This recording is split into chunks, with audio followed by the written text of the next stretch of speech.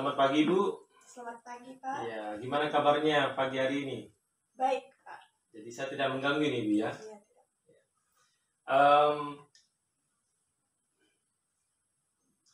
Kemarin saya sudah sampaikan kepada Ibu bahwa saya akan melaksanakan kegiatan observasi, Bu. Ya, rencana di kelasnya Ibu. Tetapi sebelum itu saya akan melakukan pra-observasi terlebih dahulu mengenai apa rencana dan persiapan pelaksanaan pembelajaran Ibu.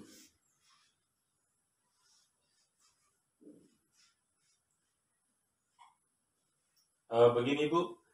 Jadi Ibu ini tentu sudah mempersiapkan Ibu ya segala sesuatu yang Ibu akan gunakan dalam proses pembelajaran besok. Nah, apa-apa saja yang Ibu sudah persiapkan Ibu untuk proses pembelajaran besok? Dalam proses pembelajaran besok, saya sudah menyiapkan di mana perangkat-perangkat pembelajaran seperti RPP, kemudian LKPD, kemudian lembar observasi atau evaluasi, kemudian PowerPoint yang digunakan untuk melakukan pembelajaran, kemudian berupa video dan gambar, seperti itu, Pak. Oke, baik Ibu. Luar biasa sekali persiapan yang sudah Ibu persiapkan. Apalagi saya dengar tadi Ibu mempersiapkan video, kemudian lembar kerja peserta didik, kemudian Ibu juga menyiapkan medianya yang menarik. Nah, jadi tujuannya sesuai dengan kebutuhan murid, Bu ya. Iya, betul. Ya. Nah, sesuai dengan kebutuhan murid, kalau boleh tahu, apakah kebutuhan murid di kelasnya Ibu itu berbeda-beda? Ya, benar, Pak. Kebutuhan murid itu berbeda-beda. Saya melihat murid ada yang menyukai video, ada yang suka berbicara. Jadi dalam pembelajaran ini saya sebagai guru harus lebih mengerti bagaimana kebutuhan murid seperti itu. Ya. Jadi mungkin begini Bu ya, maksud Ibu mungkin ada yang audiovisual, ada yang visual ya kan, kemudian kinestetik ya, seperti itu sifat karakteristik dari peserta didik. Sehingga dari kebutuhan dasar murid itu Ibu mencoba Bu ya untuk Ibu petakan, sehingga Ibu merencanakan mempersiapkan segala sesuatu. Oke. Nah, saya dengar juga tadi dari video Ibu. Nah, bagaimana caranya Ibu nanti bisa video itu membuat siswa menjadi menarik, tertarik dia belajar gitu? Apa-apa saja yang Ibu lakukan dari video itu? Dari video yang Ibu akan gunakan, seperti apa Ibu menggunakannya dalam proses pembelajaran? Ya, dari video itu saya menayangkan di Infokus sehingga siswa dapat melihat semua. Kemudian dari intonasi suara juga saya menggunakan speaker supaya bisa didengar oleh siswa baik di depan maupun di belakang, sehingga siswa itu tertuju pada video itu, kemudian lebih mudah memahami apa yang telah diajarkan oleh guru. Nah, kalau baik Ibu, bagus sekali persiapannya Ibu menggunakan video sebagai media ya, sehingga siswa lebih memahami seperti itu. Saya sangat setuju Ibu dengan hal itu. Kemudian Ibu, langkah-langkah pembelajaran yang Ibu lakukan tentu sudah menunjukkan variatif ya, bagaimana menyenangkanlah murid di kelas. Nah, kalau bisa Ibu sampaikan seperti apa Ibu strategi atau teknik yang Ibu gunakan dalam proses pembelajaran? Ya baik, jadi untuk tekniknya saya melakukan teknik diskusi, kemudian tanya jawab dan penugasan. Kemudian di pertemuan kedua saya akan melakukan demonstrasi di kelas, kemudian dilakukan praktikum untuk masing-masing siswa. Seperti itu, Pak. Baik, jadi Ibu menggunakan strategi itu berarti ada tujuan, Bu ya, tujuan pembelajaran yang Ibu inginkan. Nah, tujuan pembelajaran seperti apa yang Ibu harapkan? Tujuannya di sini setelah siswa itu membaca bahan ajar, kemudian setelah melakukan diskusi kelompok, peserta didik mampu menjelaskan definisi tentang perhitungan denyut nadi, kemudian setelah membaca bahan ajar juga, kemudian diskusi kelompok, kemudian demonstrasi, peserta didik mampu melakukan tindakan perhitungan denyut nadi seperti itu, Pak. Oke, baik Ibu, luar biasa sekali tujuan yang Ibu harapkan, sehingga pembelajaran Ibu yang Ibu lakukan bisa tercapai. Nah, dari kesiapan yang Ibu lakukan itu, yang menjadi pusat perhatiannya Ibu dalam proses pembelajaran itu maksudnya adalah area pengembangannya Ibu. Jadi apa yang Ibu ingin kembangkan? Apakah pembelajaran yang berpihak pada murid, atau ada sosial emosional dari siswa itu yang Ibu ingin kembangkan? Jadi apa yang Ibu ingin kembangkan Ibu dari situ? Ya benar Pak. Jadi yang saya ingin kembangkan itu adalah bagaimana pembelajaran itu berpihak kepada murid, kemudian mengembangkan sosial emosional siswa. Oh, iya. Oke, baik Ibu. Jadi dengan kesiapan yang Ibu lakukan dari menyiapkan rencana pelaksanaan, LKPD, bahan ajar, dan media interaktif yang Ibu sudah siapkan, dengan tujuan adalah bagaimana memenuhi kebutuhan peserta didik atau muridnya Ibu. Kemudian juga Ibu ingin siswanya Ibu dia memiliki rasa tanggung jawab, mungkin dia nantinya kemudian siswa menjadi aktif, kemudian siswa berdiskusi. Jadi dalam kegiatan belajar Ibu kan ada berdiskusi Bu ya juga. Ya benar Pak. Oke, baik Bu.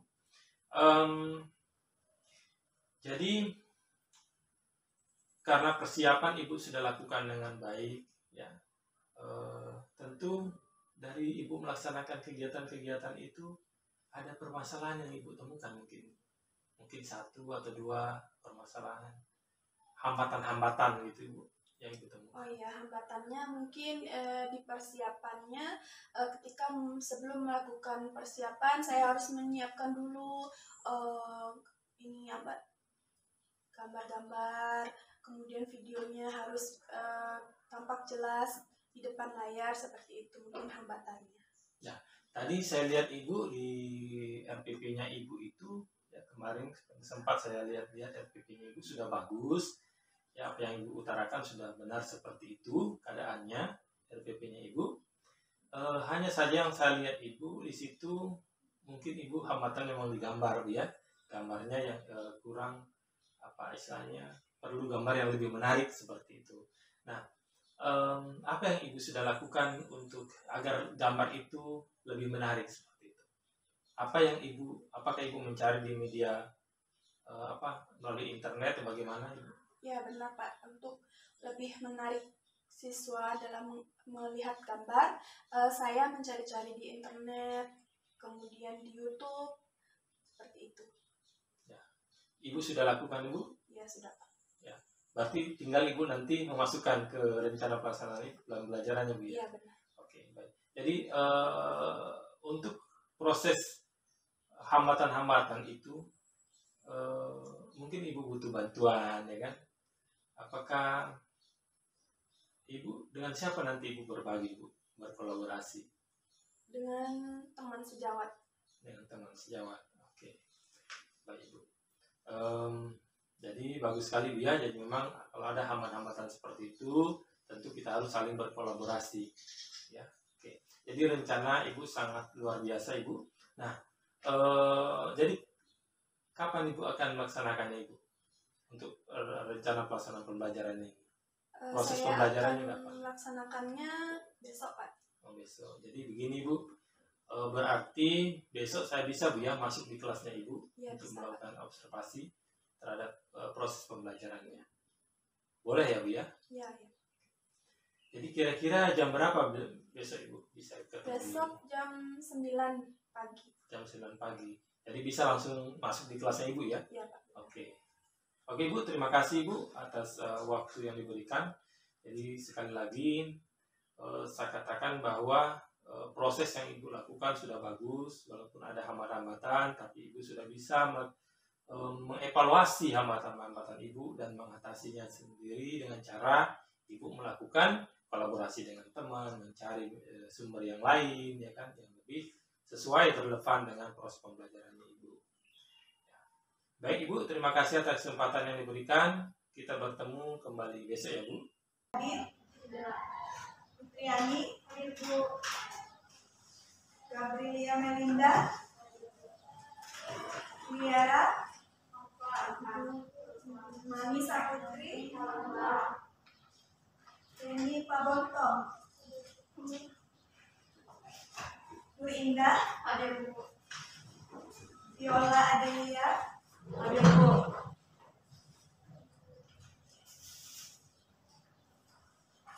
Jadi yang pertama ini apa definisi dari pengukuran suhu tubuh? Kalian cari tentang definisi pengukuran suhu tubuh. Kemudian tujuannya pengukuran suhu tubuh yang kedua ya.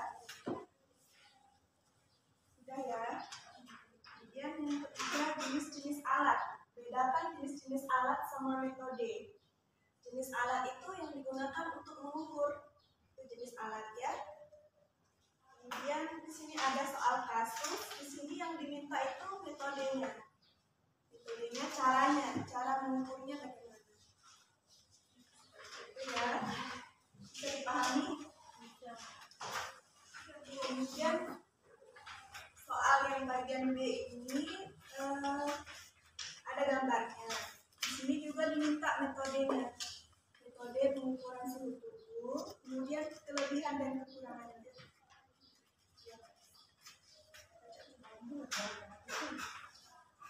Saya pahami ya. Sudah selesai nomor 2. Masih ada waktunya 10 menit lagi.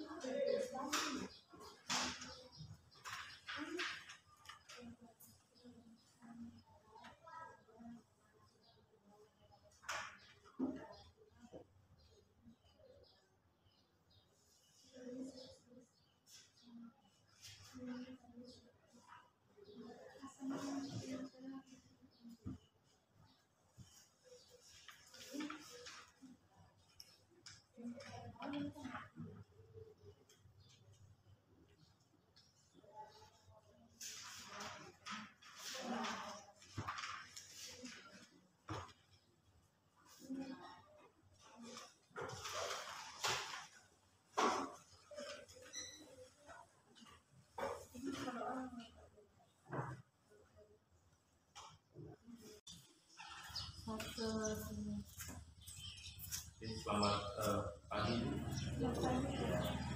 Jadi kemarin kan terus pembelajaran ya.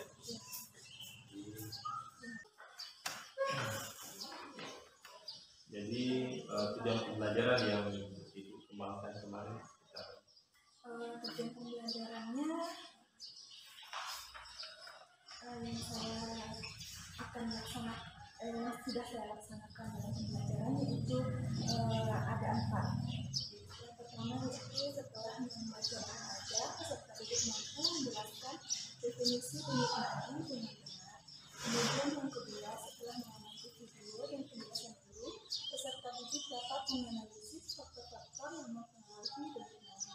Kemudian tujuan pembelajaran yang ketiga ini tentang praktikum, di mana setelah mengamati demonstrasi, peserta didik dapat menyiapkan alat pengukuran denyut nadi dengan tepat. Yang kedua, setelah mengamati demonstrasi, peserta didik dapat melakukan pengukuran denyut nadi sesuai SOP dengan tepat. Seperti itu, Pak. Jadi tentu dengan Ibu merumuskan kemarin tujuan pembelajarannya, ada indikator ya pencapaian yang diinginkan seperti apa? Indikator pencapaiannya itu adalah menjelaskan pengertian denyut nadi. Yang kedua, menganalisis faktor-faktor yang mempengaruhi denyut nadi.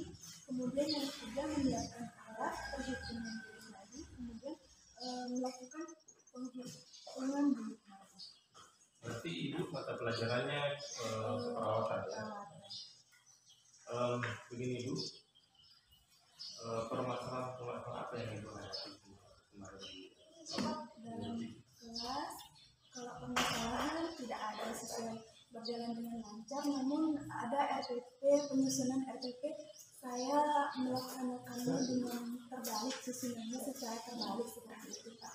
Jadi dalam proses pembelajaran tidak sesuai tetapi implementasinya itu pada yang harusnya ini yang pertama, kemudian kembali ke poin yang berikutnya, kembali tidak teratur ya, seperti itu. Jadi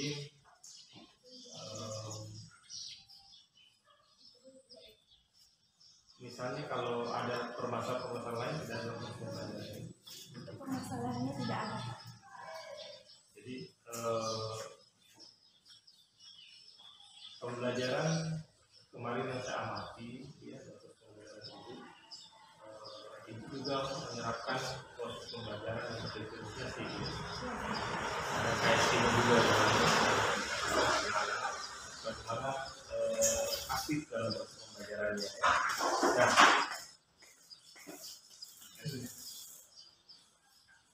dari proses pembelajaran yang sudah terjadi kemarin itu rencananya itu karena ada ketidakteraturan dalam penyampaian materi pembelajaran, apa yang akan dilakukan?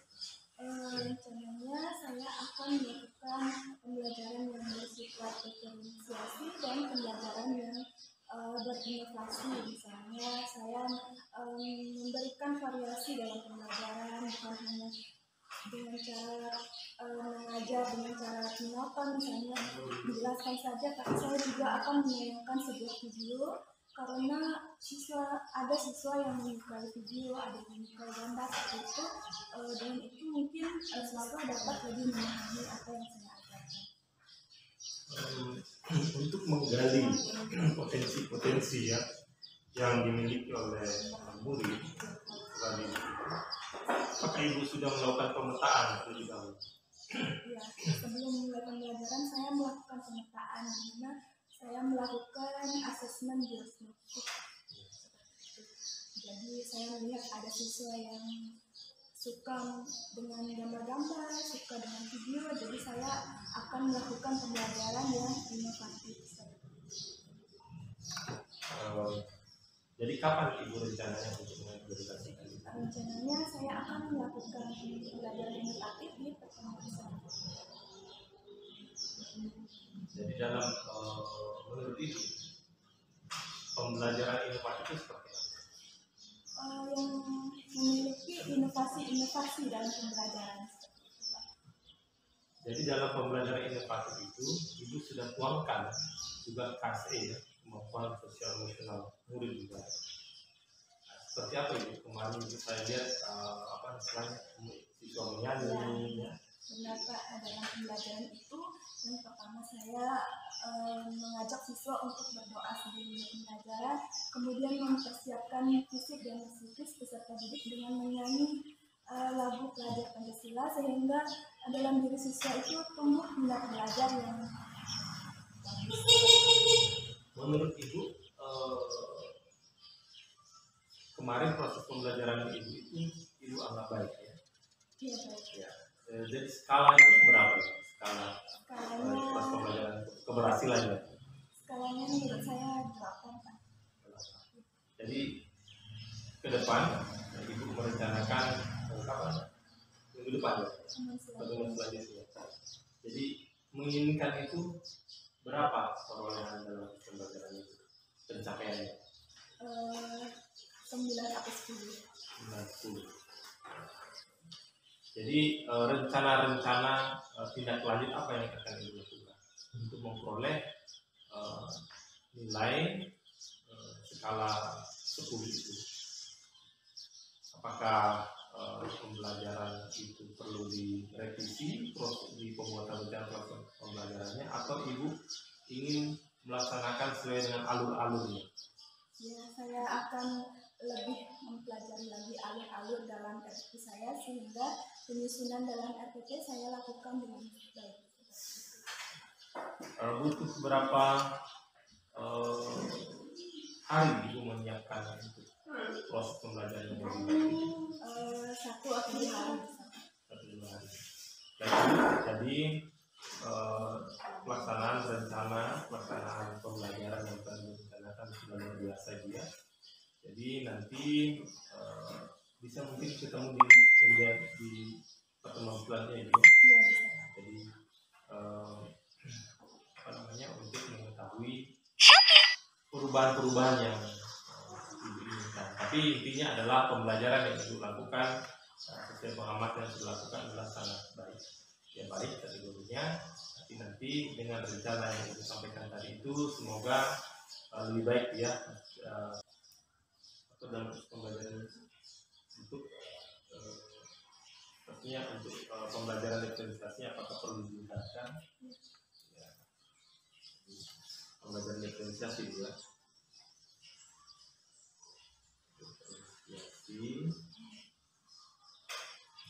Kemudian kemampuan sosial emosional juga ya.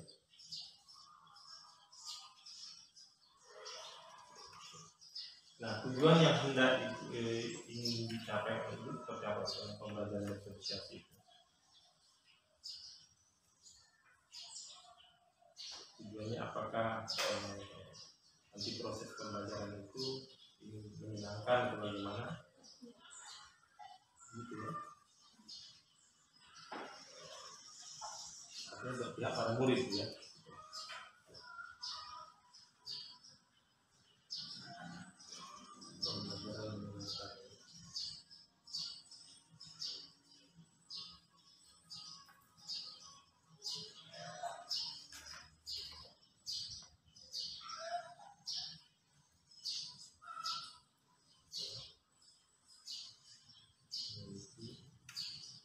Diri ya, kalau emosional ya.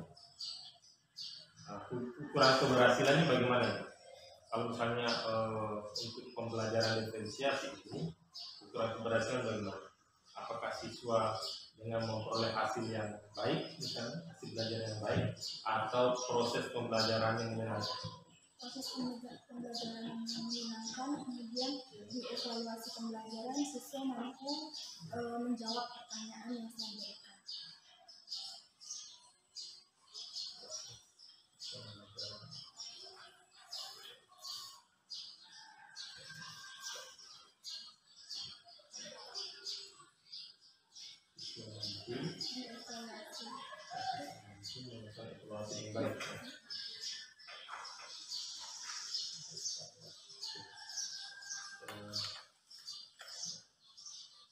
Nah, jadi apa yang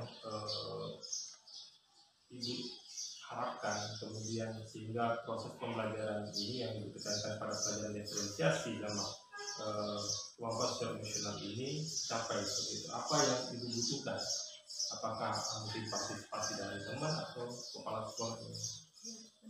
Ya, dukungan dari kepala sekolah, teman sejawat juga berpengaruh pada hasilnya. Teman sejawat ya. Sejawat. Murid juga ya.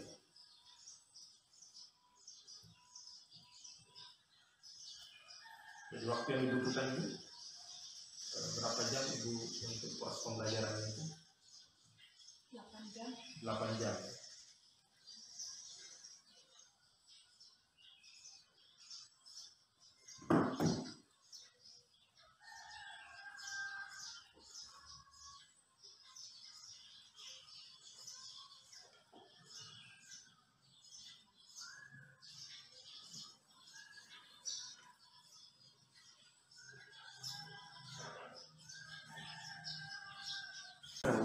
Tapi ini memang berarti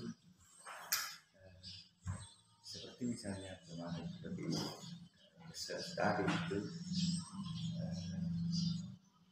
tekanannya itu yang kita lihat itu adalah yang kita betul-betul supervisi itu yaitu perkembangan peserta. Oh si A ini begini, oh si A begini. Bagaimana efektivitas peserta dalam pembelajaran?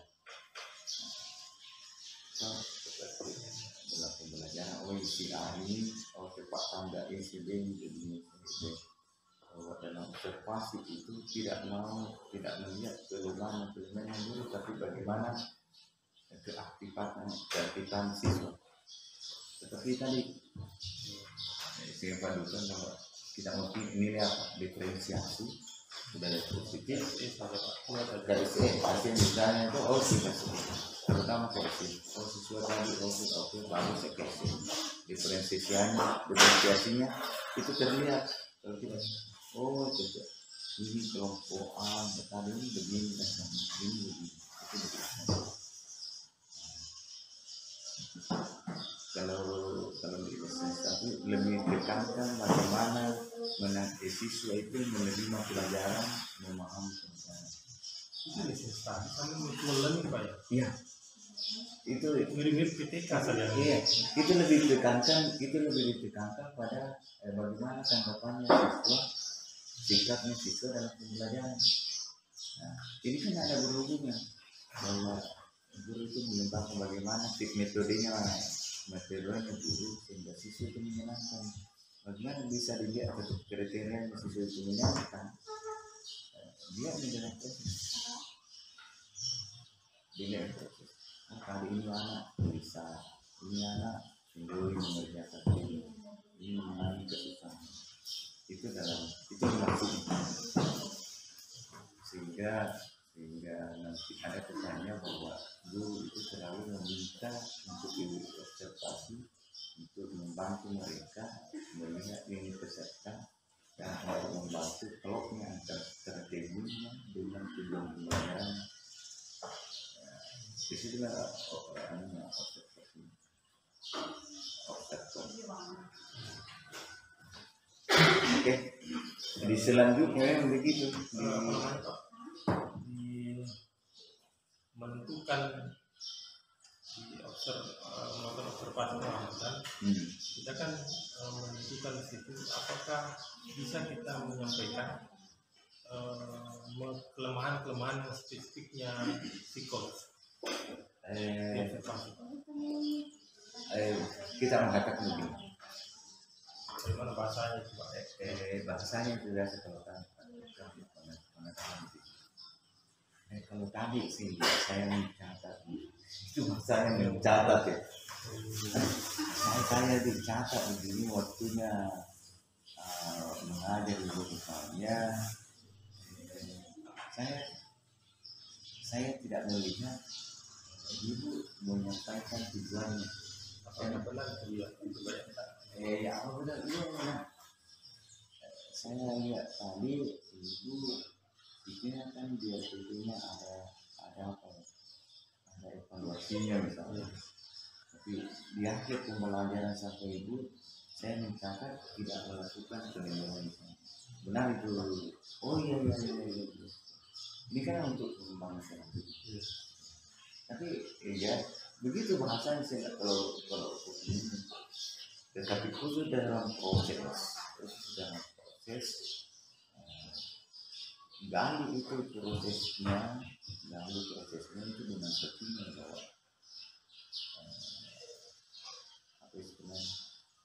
menggali kata-kata kunci yang diberikan, kata-kata kunci yang diberikan. Bagaimana? Tadi mengatakan bagaimana. Tapi tetap ada di observasi karena beda observasi pembelajaran dengan positif. Beda.